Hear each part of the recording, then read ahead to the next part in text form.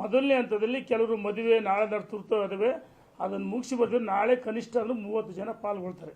ಕನಿಷ್ಠ ಅಂದ್ರೆ ಕೋಲಾರ ಮತ್ತು ಮೈಸೂರು ಕಡಿಮೆ ಅಂದ್ರೆ 30 ಜನ ಪಾಲ್ಗೊಳ್ತಾರೆ. ಭಾರತೀಯ ಜನತಾ ಪಾರ್ಟಿ ಈಗ ದಾವಣಗೆರೆ ನಮ್ಮ ಬಿಸಿ ಪಡೆದು ಮಧ್ಯ ಕರ್ನಾಟಕದ ಪಾಟೀಲ್ ಹೇಳಿದಂಗೆ ಏನೇ ಕಾರ್ಯಕ್ರಮದಲ್ಲಿ ಯಶಸ್ವಿ ಆಗ್ತವೆ.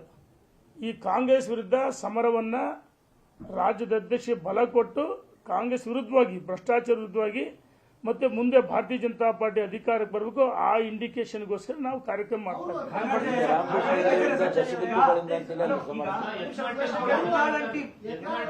ಅಣ್ಣ ನೀವ್ಯಾಕೆ ಅಲ್ಲ ಅವ್ರ ಹೆಸರು ಹೇಳಿ ಮಾಧ್ಯಮದ ನೀವೇ ಅವ್ರು ದೊಡ್ಡರು ಮಾಡ್ತೀರಿ, ನೀವೇ ದೊಡ್ಡರು ಮಾಡ್ತಾ ಇದ್ದೀರಿ. ಹೌದು ನೀವೇ. ಈಗ ವಿಜಯೇಂದ್ರ ವರ್ಸಸ್ ಅಲ್ಲ, ವಿಜಯೇಂದ್ರ ರಾಜ್ಯದ ಅಧ್ಯಕ್ಷರು, ವ್ಯಕ್ತಿ ಅಲ್ಲ ಪಕ್ಷ. ಅವ್ರು ಯಾರೋ 4 ಜನ ಇದ್ದರಿ ಅಲ್ಲ ಒಂದ್ ನಿಮಿಷ ಇದ್ದರಿ ಅವರು ಸ್ವಯಂ ಘೋಷಿತ ನಾಯಕರು. ಅವರು ಸ್ವಯಂ ಘೋಷಿತ ನಾಯಕರು. ಅವರು ನಾವು ಮಾಧ್ಯಮದ ಮೇಲೆ ಆರೋಪ ಮಾಡಲ್ಲ.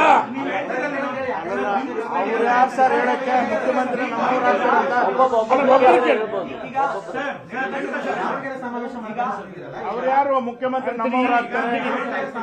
ಯಾರು ಅವ್ರು ಹೇಳಕ್ಕೆ ಪಕ್ಷದಿಂದ ತೀರ್ಮಾನ ಮಾಡಿಲ್ಲ, ಪಕ್ಷದ ಗಮನ ನೀವು ತರ್ತೀರಾ ದಾವಣಗೆರೆ ಸಮಾವೇಶಕ್ಕೆ ನಿಮ್ಮ ಮೂಲಕ ವಿಜೇಂದ್ರ ಅವರ ಶಕ್ತಿ ಪ್ರದರ್ಶನ ಇದು ಅಂತ. ಸರ್ ಇದ್ರ ಜೊತೆಗೆ ಒಂದ್ ನಿಮಿಷ ಇದೇ ಭಾರತೀಯ ಜನತಾ ಕ್ಲಾರಿಟಿ ಕೊಟ್ಟಿದ್ವಿ, ಮೊನ್ನೆನೇ ಕ್ಲಾರಿಟಿ ಕೊಟ್ಟಿದ್ವಿ ನಾವು.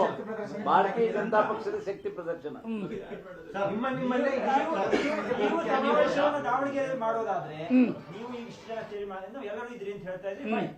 ನೀವು ಸಮಾವೇಶವನ್ನ ಮಾಡೋದಾದ್ರೆ ಪಾರ್ಟಿ ಇದ ದೃಷ್ಟಿಯಿಂದ ಅವರು ಕೂಡ ರಾಜ್ಯದ ರೈತರ ಪರವಾಗಿ ಹೋರಾಟ ಮಾಡೋದು ತಪ್ಪೇನು? ನಾವು ಅಧ್ಯಕ್ಷರನ್ನ ಪಕ್ಷದ ಸಂಘಟನೆ ಅಡಿಯಲ್ಲಿ ಮಾಡ್ತೇವೆ, ಅವರು ವೈಯಕ್ತಿಕವಾಗಿ ಮಾಡ್ತಾ ಇದ್ದಾರೆ. ಅದು ಇಂಡಿಸಿಪ್ಲಿನ್ ಆಗುತ್ತೆ, ಅಸಿಸ್ಟ್ ಆಗುತ್ತೆ. ನಾವು ಪಕ್ಷದ ಅಧ್ಯಕ್ಷರ ಅಪ್ಪಣೆ ಇಲ್ಲದೆ ಮಾಡೋದು ಅಸಿಸ್ಟ್ ಆಗುತ್ತೆ. ನೀವು ಪಕ್ಷದ ವತಿಯಿಂದ ಒಬ್ಬರು ಕೇಳಿ ಯಾರು ಅಶ್ವಥ್ ನಾರಾಯಣ ಅವರು ಪ್ರೆಸ್ ಮೀಟ್ ಮಾಡಿ ಹೇಳಿದ್ದಾರೆ, ಡಿಸೆಂಬರ್ ಮೊದಲನೇ ವಾರದಲ್ಲಿ 3 ತಂಡಗಳು ರಾಜ್ಯ ಪ್ರವಾಸ ಮಾಡುತ್ತೆ, ಬೆಳಗಾವಿ ಅಧಿವೇಶನಕ್ಕಿಂತ ಮುಂಚೆ ಬೆಳಗಾವಿಯಲ್ಲೇ ನಾವು ಸಮಾವೇಶ ಮಾಡ್ತೀವಿ ಅಂತ ಅಶ್ವಥ್ ನಾರಾಯಣ್ ಈಗ ಆಲ್ರೆಡಿ ಕನ್ಫರ್ಮ್ ಮಾಡಿದ್ದಾರೆ. ಅಣ್ಣ ಒಂದ್ ನಿಮಿಷ, ಈಗ ನಿಮಗೆ ಫೈನಲ್ ಕ್ಲಾರಿಫೈ ಮಾಡ್ಬಿಡ್ತೀವಿ. ನಮ್ಮ ಈಗಾಗಲೇ 3 ತಂಡಗಳಾಗಿದ್ವು ಅಂತ ಹೇಳಿಯಾಗೈತಿ. ಅದು ಅಧಿಕೃತವಾಗಿ ಪಕ್ಷದವರು ಹೇಳಿಕೆಯನ್ನು ಕೊಟ್ಟಿದ್ದಾರೆ, ಲಿಸ್ಟ್ ಬಿಡುಗಡೆ ಆಗಿದೆ, ಎಲ್ಲವಾಗಿದೆ.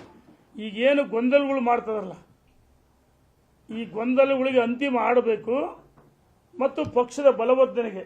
ಈಗ ದೇವತೆಗಳ ದರ್ಶನವನ್ನು ಪಡೆದು ಪಕ್ಷಕ್ಕೆ ಬಲ ತುಂಬೋದು, ಅದು ಹೊರಟದು. ಇದು ಪರ್ಯಾಯ ಪ್ರವಾಸ ಅಲ್ಲ. ಈಗ ಪಕ್ಷದಿಂದ ಅಧಿಕೃತ ಬೇಡ ಅಂದ್ರೆ ಅಧಿಕೃತ ಅಂದ್ರೆ ಮತ್ತವರು ಪರ್ಯಾಯ ಹೊರಟಿದ್ದಾರೆ. ಅವರು ಹೋದಾರೆ, ಯಾರು ಪ್ರವಾಸ ಮಾಡ್ತಾರಲ್ಲ ಅವರೂ ಪಟ್ಟಿ ಒಳಗಾದರೆ. ಅವರು ಸ್ವಯಂ ಘೋಷಿತ ನಾಯಕರು. ಯಡಿಯೂರಪ್ಪನವರು ಎಚ್ಚರಿಕೆ ಕೊಡಿದರೆ ಸ್ವಯಂ ಘೋಷಿತ ನಾಯಕರು. ಒಂದೇ ಮಾತಲ್ಲಿ ಹೇಳ್ತೀನಿ ನೋಡಿ, 2011ರಲ್ಲಿ ಯಡಿಯೂರಪ್ಪನವ್ರು ಹೇಳಿಸಿದ್ರು ಏನಾದ್ರು ಬಿಜೆಪಿ ಸ್ಥಿತಿ. ನಾವು ಬಿಜೆಪಿಯಲ್ಲೇ ಇದು, ಇವರೆಲ್ಲ ನಮ್ಮ ಪಾರ್ಟಿಯವರು ಎಲ್ಲರೂ ಬಂದರು ನೋಡಿ. ಸರ್ಕಾರ ರಚನೆ ಆಯ್ತು, ಒಳ್ಳೆ ಆಡಳಿತ ಮಾಡಿದ್ವಿ. ಯಡಿಯೂರಪ್ಪನವ್ರು ಇಳಿಸಿದ್ದು ಏನಾಯ್ತು? ಯಡಿಯೂರಪ್ಪನವ್ರ ಅಧ್ಯಕ್ಷ ಆದಾಗಲೂ ಹಿಂಗೆ ತೊಂದರೆ ಕೊಟ್ಟರು, 2 ಬಾರಿ ಮುಖ್ಯಮಂತ್ರಿ ಆದಾಗಲೂ ಇಳಿಸಿದ್ರು ಏನು. ಮತ್ತು ವಿಜಯೇಂದ್ರಗೂ ಇದೇ ರೀತಿ ತೊಂದರೆ ಕೊಟ್ಟರೆ ರಾಜ್ಯದ ಜನ ಬಹಳ ಗಂಭೀರವಾಗಿ, ವಿಜಯೇಂದ್ರ ಬೇರೆ ಕೇವಲ ವೀರಶೈವ ಲಿಂಗಾಯತರಲ್ಲ, ಪಕ್ಷ ಅವರು ಎಲ್ಲ ವರ್ಗದ ಪರವಾಗಿ ಕೆಲಸ ಮಾಡ್ತಾರೆ. ಹಂಗಾಗಿ ಪಾಟೀಲ್ ಇರ್ಬೋದು, ನಮ್ಮ ಕಟ್ಟಾಜಿ ಇರ್ಬೋದು, ನಾವೆಲ್ಲರೂ ಸಮಾನ ಮನ ಇದ್ದಡಿ ಪಕ್ಷಕ್ಕೆ ಶಕ್ತಿ ತುಂಬಲು